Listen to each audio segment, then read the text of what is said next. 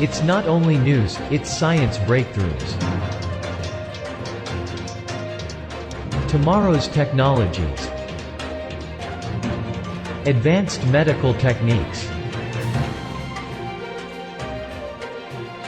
It's a glimpse into the future where we discuss artificial intelligence, Earth and energy, enhanced humans, future society, health and medicine, space, robots and machines.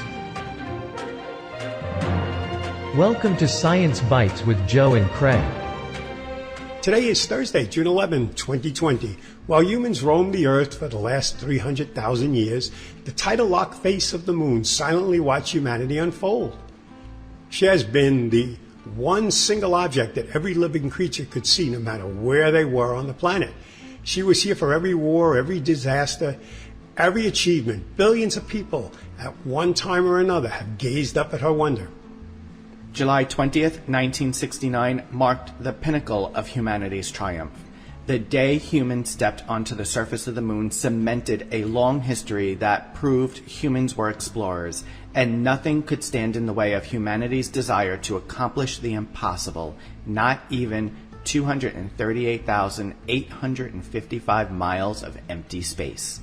At that moment in time, scientists were not sure if the moon's surface was solid or if the lunar lander would sink. Since the Apollo missions, we have learned a great deal about her, and there is still a great deal more to learn. That is why we need to go back. Artemis, the twin sister of Apollo and the goddess of the moon in the Greek mythology, she personifies our path to the moon as the name of NASA's program to return astronauts to the lunar surface by 2024, including the first woman and the next man. Under the Artemis umbrella are several components. First is the Lunar Orbital Platform Gateway, a space station around the moon to provide a platform for scientific experiments and excursions to the lunar surface. Part of the push towards the moon includes an enlarged role for private aerospace firms, which are intended to develop hardware and potentially kickstart a lunar economy. NASA has awarded $45.5 million to 11 U.S. companies, including Elon Musk's SpaceX and Jeff Bezos's Blue Origin, to develop landers that can take astronauts to the moon's surface. Contracts are extended to 9 smaller businesses to develop robotic spacecrafts to the moon to collect data and conduct research. Some have taken an interest in mining on the moon for resources like water, as water can split into hydrogen and oxygen and then be converted into rocket fuel. Scientifically, the moon is fascinating. Scientists hypothesize that a massive object hit the Earth over 1 billion years ago, and the debris from that impact coalesced into the moon we know today. Although this is not proven a scientific fact yet, it fits with scientific theories of how the moon formed. With no atmosphere to erode the surface, it's like a history book of the entire solar system. We know there's lots of water and ice on the moon, and the rocks have oxygen locked up in them, so potentially there's a way of creating water and air for future citizens. The moon can also provide us with silicon, iron, magnesium, calcium, aluminum, manganese, and titanium. Having a lunar space station gives us another unique opportunity. Circling the sun between Mars and Jupiter are billions of asteroids, chunks of rocks ranging in size from footballs to gigantic 620-mile asteroids. They are like floating convenience stores waiting for mining companies to extract its essential elements. A company called Planetary Resources has already announced plans to do this. Their idea is to mine near-Earth asteroids for material, creating depots of air, water, and other supplies for future space missions. A critical aspect is being able to mine asteroid material and process it in space. Mined metals can allow us to build big spacecraft for use for crewed exploration of the planets, giant telescopes in orbit, space stations, and more. Smelting material in the near weightless environment of asteroids is one thing, but creating complex components of a spacecraft is another. Manufacturing is likely to be more straightforward in gravity, and the moon is perfect compromise for this. So, when will this happen? Much sooner than most people think. Preliminary missions will start within a year of this broadcast. The first human settlers in lunar orbit will occur in 2024 or 2025. By the 2030s, we will see humans living and working on the lunar surface. The benefits of colonizing space are enormous. The wealth of knowledge and technological advancements will change our lives in ways that we cannot foretell. The ultimate benefit is we will not have all of our eggs in one basket.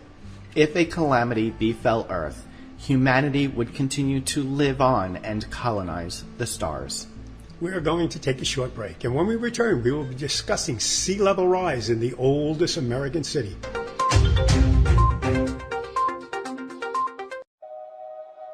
Ignition sequence start. All engines are running. We have taken tremendous steps. We choose to go to the moon before this decade is out. We are the pioneers, the star sailors, the thinkers, the visionaries, the doers. And because we stand on the shoulders of giants to go farther than humanity has ever been, we will add our names to the rolls of the greatest adventurers in history. Every day, every mission, we advance this calling. We are NASA. And after 60 years, we're just getting started.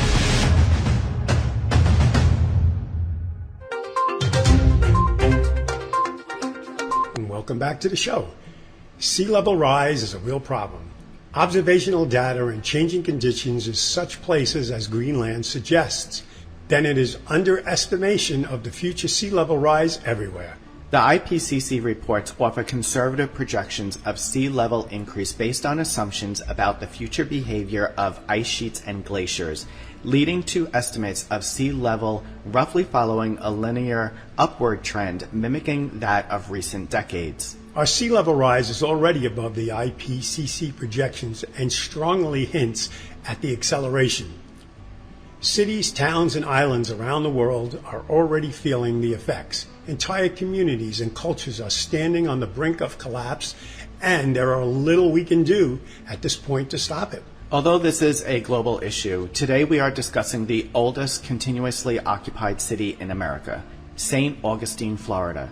It was founded in 1565 by sailors who claimed Florida for Spain.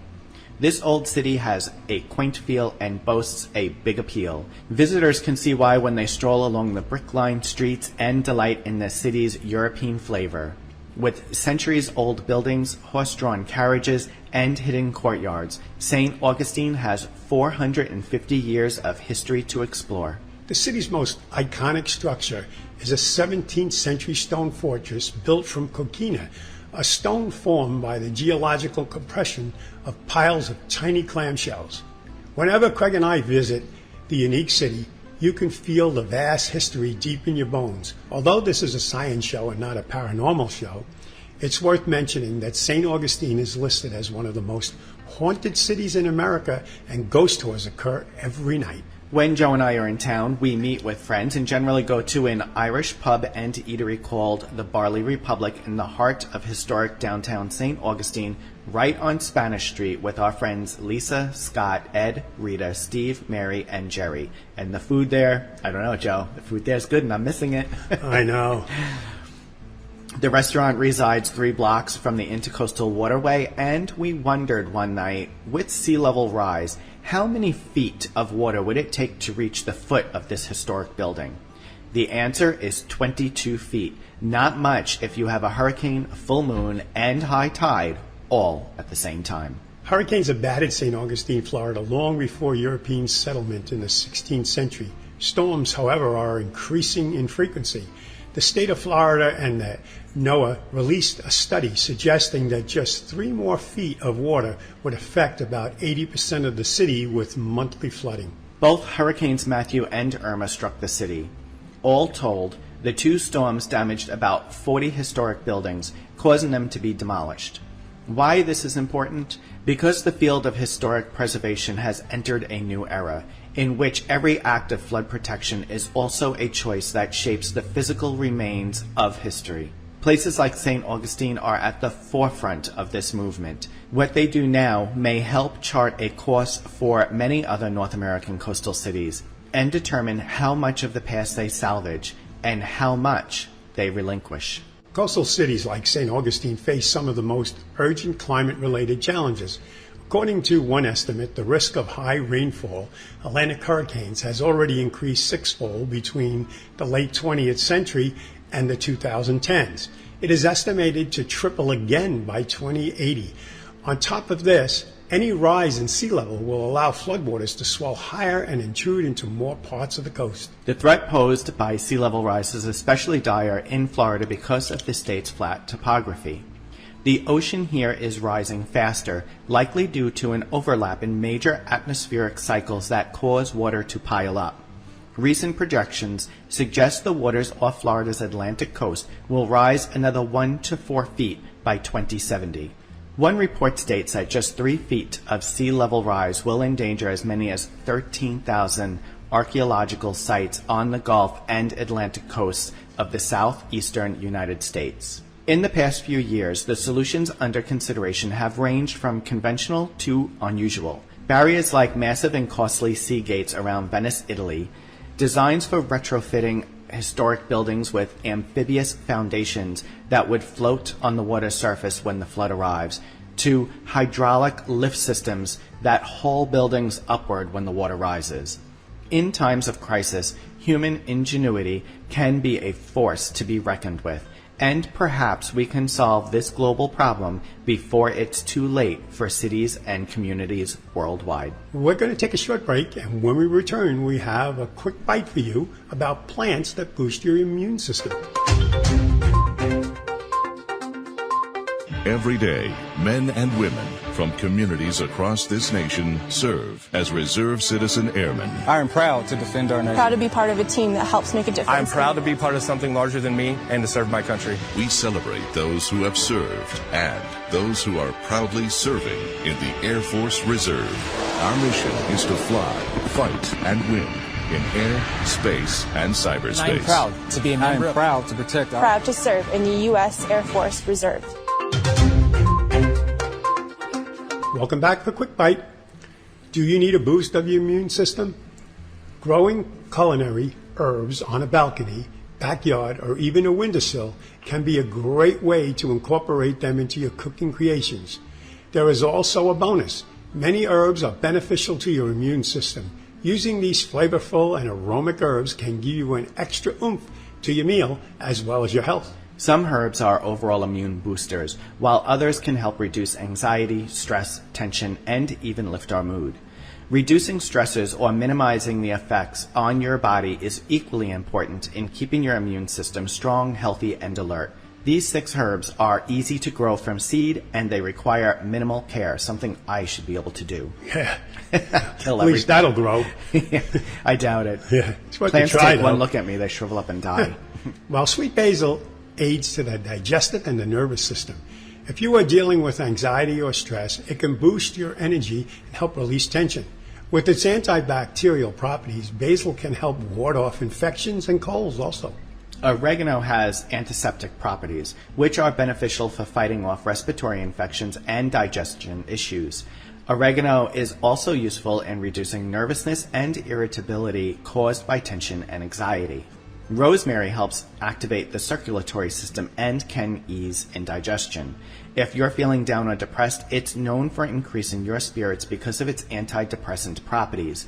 Sometimes rosemary is used as a remedy to alleviate headaches. And you know, Joe, I just have to say this, those 3 herbs we just mentioned is almost in every single pasta dish I ever ate. I know. The Italians had it down pat way back when. Yeah. Sage is great for warding off infections, cold, and cases of flu. Sage serves as a good digestive aid and relaxing the nervous system. Garden thyme or lemon thyme is an all-around immune system booster. Because of its antibacterial, antiviral, and antifungal properties, thyme fights off infections and colds.